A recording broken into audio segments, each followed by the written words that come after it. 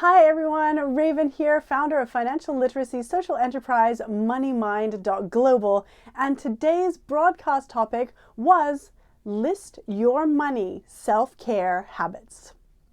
Now, to go into this a little bit further, in the broadcast we talk about how we are usually able to list our normal self-care habits in our everyday life, whether that's drinking tea to relax, taking a bath, exercising, kind of how we look after ourselves in our overall life. Can we list our money self-care habits as well? So these types of things are ways that we look after our money selves and our money lives in terms of how we interact with money, deal with money, manage money in our lives. What is a list of self-care habits we have there? Are we perhaps like budgeting to make sure that our money is not leaking out all over the place? Are we perhaps, if we're a spender and less comfortable with strict budgeting, just starting with expense tracking using an app like iExpensit or Toshl, Toshl, which we mentioned. So are we doing those types of things? Are we investing? Are we saving really well? Are we educating ourselves in different areas? Do we listen to podcasts that are financially oriented? Do we read certain publications that educate us in areas that are useful and helpful for us to grow in our money lives, like The Balance or other things on Instagram perhaps? Like, do we curate our Instagram to be full of all of these different accounts that will feed us micro learning amounts of education in this area, in any area in our finances that we might be interested in or nervous about? So what is our list of money self-care habits that we currently have in place? If we can list our self-care habits, even if our overall self-care habits, even if we're not really doing them, right? Like even if we're not having a nice bath every day or drinking a nice cup of tea every day to relax, we know roughly the things that we would probably find relaxing and like to do, unwind with, right? So the things that may be in our day that are self-care. And these don't have to be enormous blocks of time. They can be little things like meditating, or as I mentioned in the broadcast, if we wake up in the morning, this is a hack that I do, waking up in the morning, lifting our cheeks and saying good morning while lifting up our arms in a power pose to activate our neurons in our brain area that says, this is happy, and therefore I am going to engage the feeling of happy in my day, in my morning. So I actually do this, lifting up my cheeks and saying good morning in a happy way in order to hear it also as an oral stimulus as well as a physical stimulus to say, good morning, I am going to have a good day. And I say that to myself in the morning. It takes less than 10 seconds and helps me to set my day up for having that type of mood.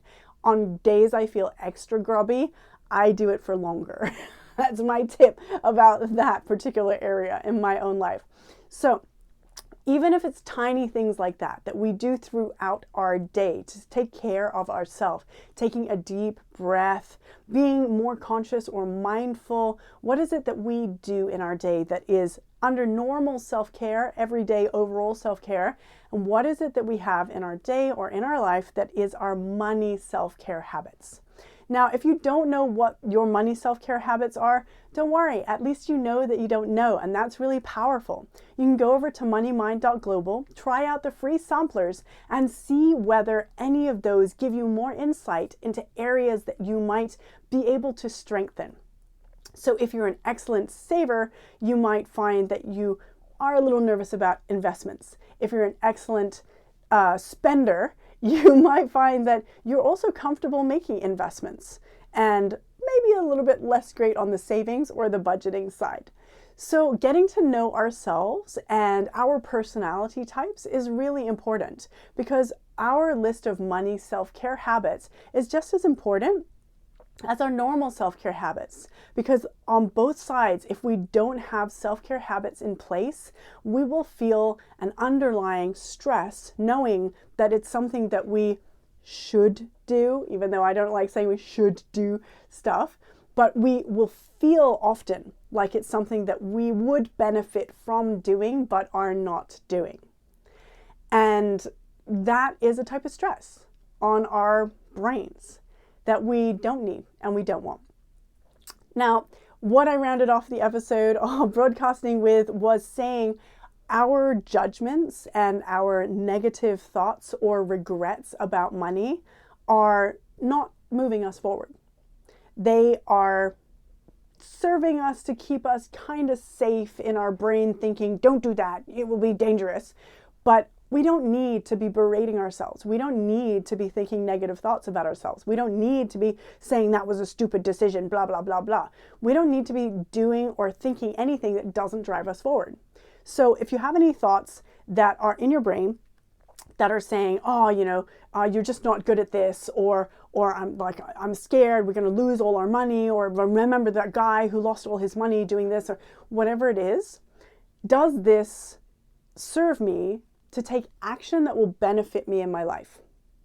If it's a no, then you can try implementing what I mentioned in a previous broadcast. I think it was money regrets, letting go of money regrets.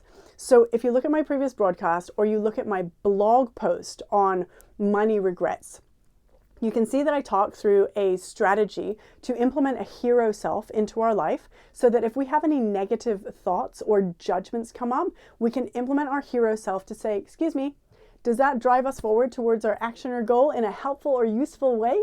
If not, then no thank you. Please go sit in the quiet chair while we get on with taking action that serves us in our life. And that's what we want to focus on. We want to know our self-care habits. We want to be able to list our money self-care habits. And if we can't, that's totally okay. We want to look at what we would like to have as money self-care habits, what we think might be some things that would suit us. Like, just get to know ourselves better. What are the things that would make it into the list of our money self-care habits that we would admire or want to have? And they can be gentle, simple things, expense tracking, or knowing where all our money is, or checking into our bank account every day, whatever it is that we feel will be a fit for us.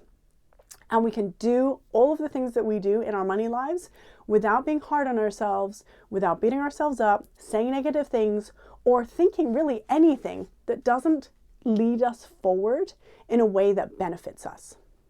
Because the way we talk to ourselves will really impact ourselves, and we tend to believe what we say to ourselves, which is just crazy unhelpful if we're not saying positive things. And a lot of us will actually not be saying positive things to ourselves. So our beliefs that come from the things we say to ourselves, or that we believe from other external noisy sources, our beliefs will cause us to take action, and that will cause results. Look at the results in your life. Are you happy with them? If not, actions are caused by beliefs. You might want to change your beliefs. You might want to update that. You might want to see how you're talking to yourself and do a bit of cleanup in this area. So in this month's pillar of money mindsets, that's what the entire pillar does. It helps us to clean up our mindsets in that area. And you can try the free sampler of any of the topics of the 5 pillars, which are money mindsets, savings, budgeting, investing, wills and legacy. All 3 pillars are available right now. And currently, pillar 1, money mindsets, is available for purchase, whereas all the other pillars are available for pre-purchase at this point in time. So you'll have to look at the date stamp on this video. It's, I can't remember the date right now, actually, but it is sometime in March 2022. So thank you so much for joining. I will see you again next time. Remember that this is a journey of self-awareness and discovery, and all we want to do is make sure that we know ourselves, our money selves, and our money personalities so that we can make the decisions that we are most comfortable and confident with. I'm Raven, founder of financial literacy social enterprise Money Mind, and you can see our website over at moneymind.global, or follow us, join for any of our live broadcasts, or any of our other social medias. See you next time.